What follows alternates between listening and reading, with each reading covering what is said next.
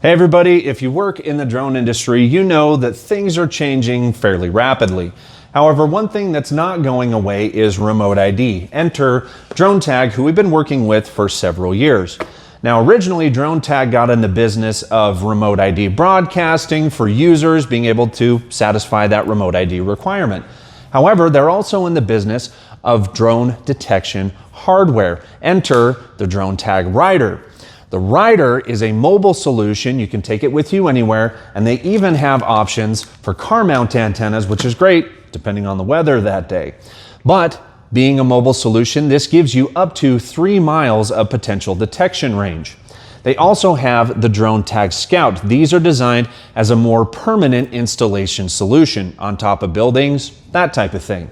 They have 2 different configurations. An omnidirectional configuration can give you up to 6 miles of detection range, while a directional antenna could potentially provide up to 15 miles of detection range, depending on buildings, geography, whatever else might be in the area.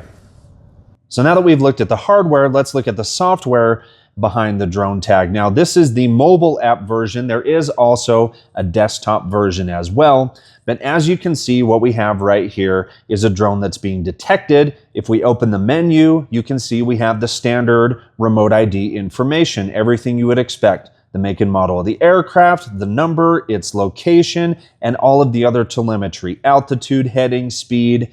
And with the Dronetag account, you also get the real-time detection as well as a history of all of the detected drones with your hardware. So that's our look at the Dronetag remote ID detection hardware. As always, if you need more information, make sure you reach out to the team here at ARM US.